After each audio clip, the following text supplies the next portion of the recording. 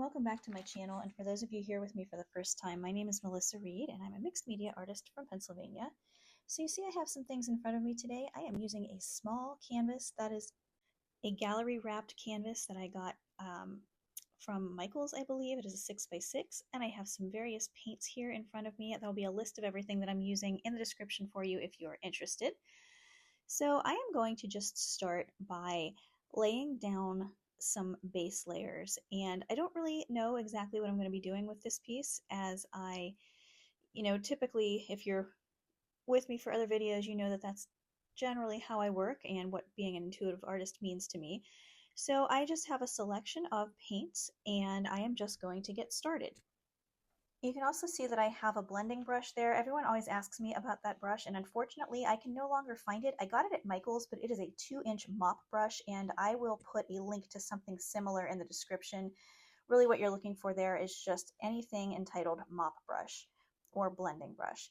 Now I am using Amsterdam's Prussian blue mixed with some Liquitex titanium white, and I'm just mixing that on a piece of parchment paper that I have down on my work surface. And I'm going to just start by covering the entire surface there with this paint. And I have a few other paints here that I'm going to be using. There is Liquitex Basics Bright Aqua Green, also Liquitex Basics Primary Yellow, and Windsor and Newton Galeria Windsor Blue.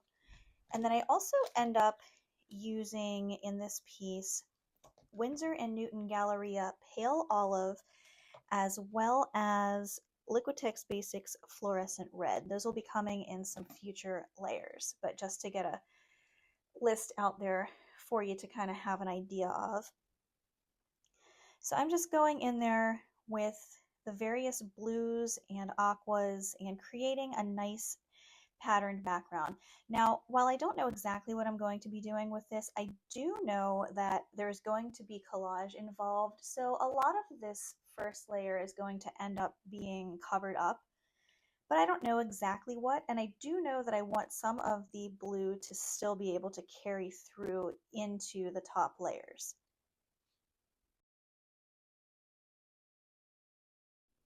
I'm going in now with some of that Liquitex Primary Yellow to add a little bit of warmth to the surface. Now I did let the blue dry underneath there, so that is just being applied with, I believe that is a 1/2 inch square brush there. I will look for the exact brush for you and try to put it in the comments if I do, or I'm sorry, in the description if I do have information on that, but really anything will work. So it doesn't matter necessarily when you are starting out and you're making an abstract intuitive piece. It doesn't necessarily matter which tools you're using. Use what you have on hand. Don't run out and buy every little thing that another artist uses. I mean, unless you want to, and that's great, but what I'm saying is you don't have to do that. I do put the links there for your information if you want to, but I'm a very big fan of just using what you have available and making that work for you. I had some extra paint left, so I decided to cover the sides there. I almost always paint the sides black, and I probably will with this piece as well, but the paint was there, and if I decide not to, then it's not going to just dry up and get wasted.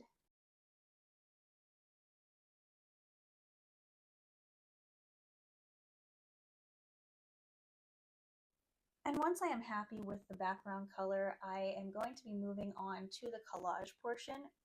I have missalette pages. I bought this in a used bookstore or a thrift shop or something. I love these particular papers because they are similar to book pages because they do have the text and numbers and whatnot on them, but the paper is very thin, so it's really kind of perfect for collaging.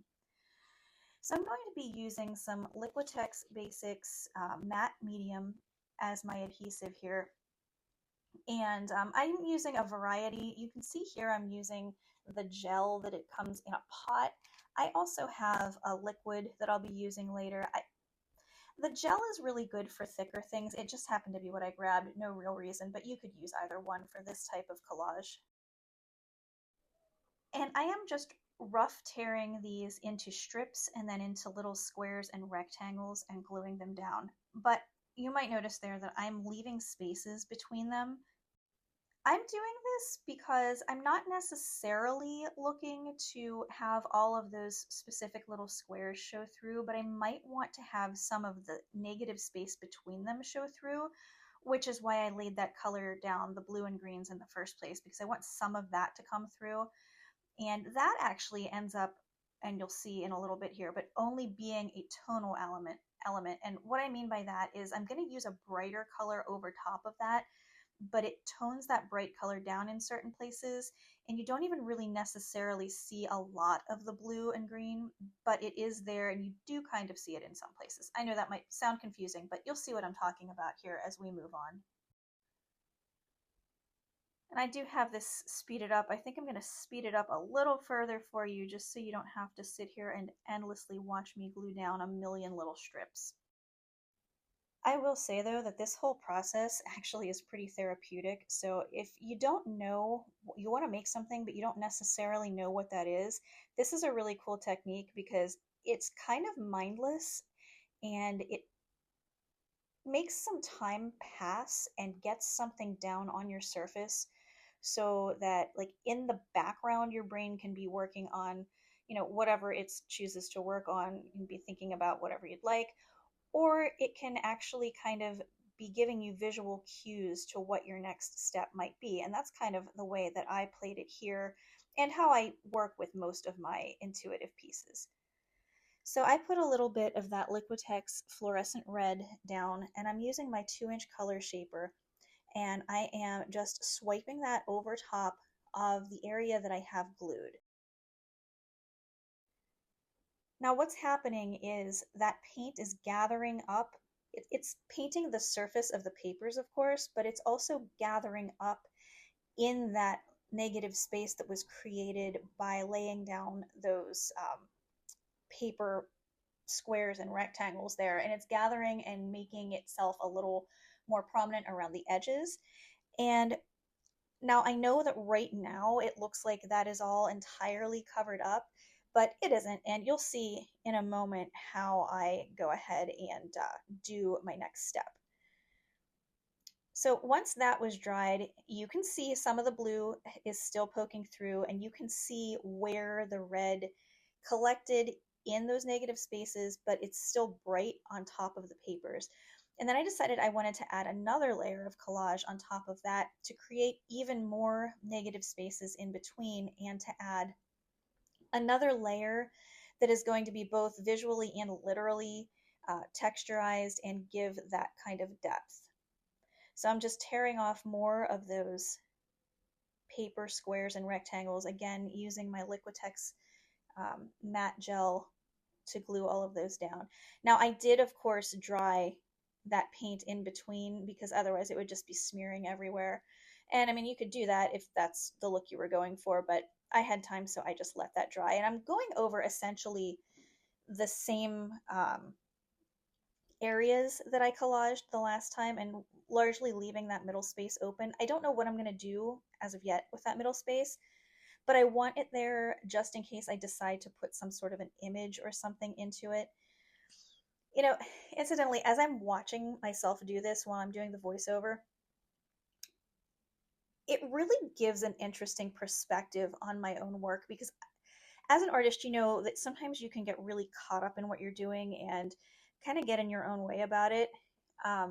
By filming these and looking back at the films, it really does offer an interesting perspective. Like looking at this now, I can see a bunch of different directions that I could have taken this.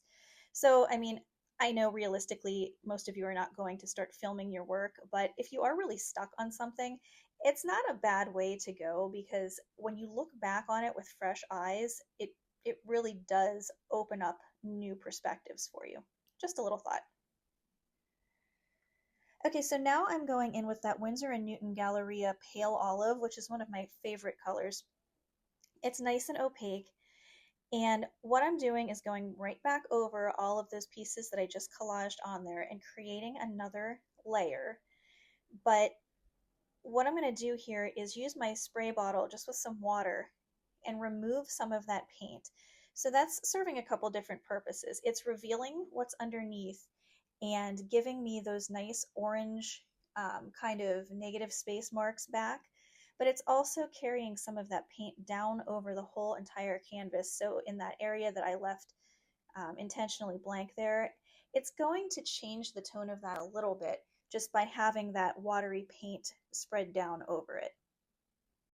And right now I'm really enjoying the contrast of that fluorescent red with, like, it's such a bright, intense color with the full opacity of the pale olive, and they are fairly complementary.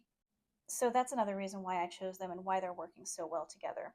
I'm just hitting this with the hairdryer a little bit because I want to move on to the next step without waiting for it to dry.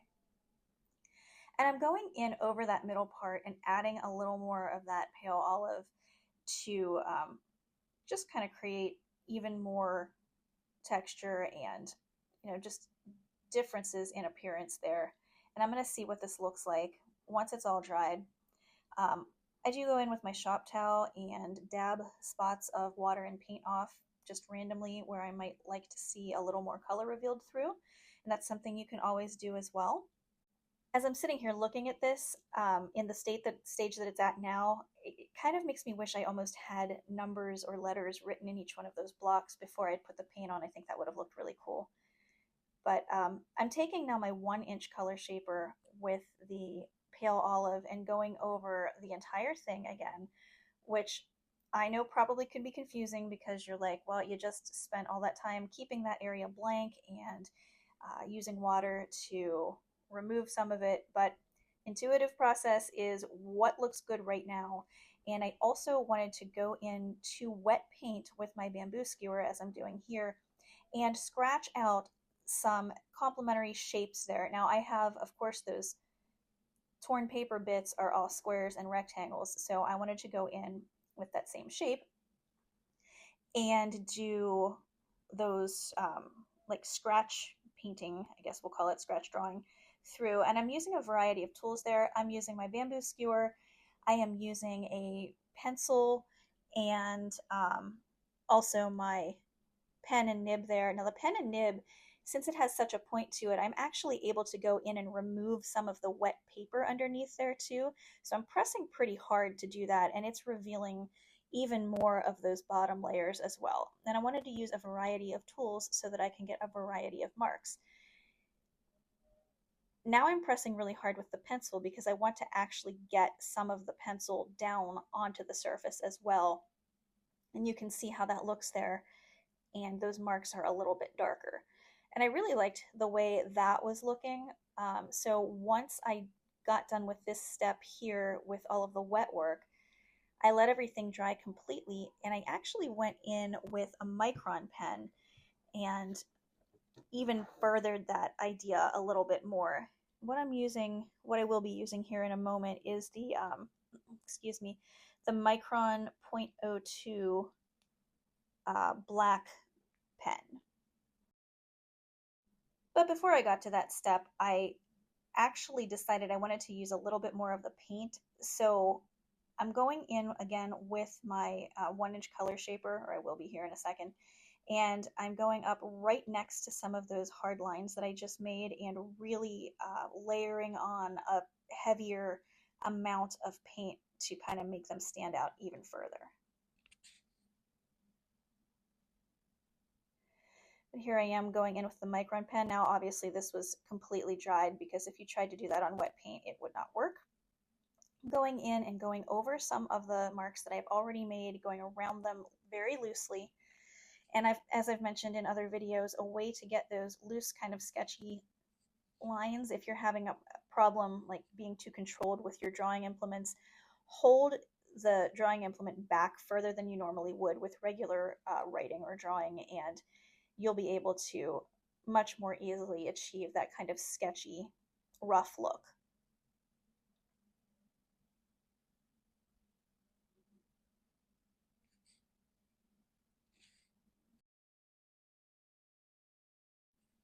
And as I'm working on this, I'm trying to think about what I might want the next step to be.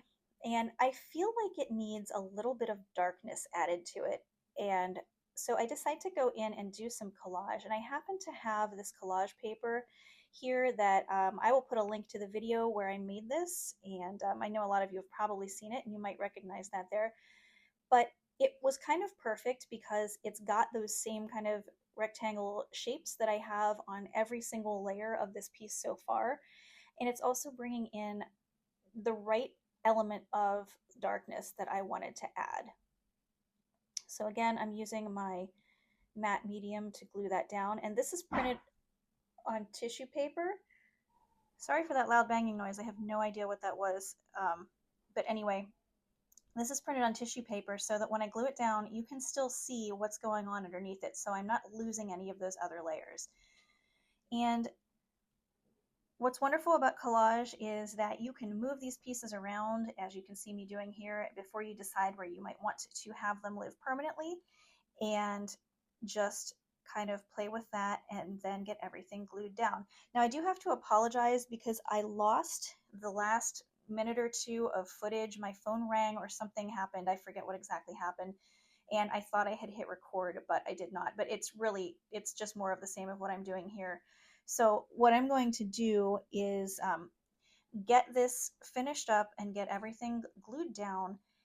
I'm going to edge the entire piece in black paint, and once everything is dried, I'm going to bring you back in to show you the final result.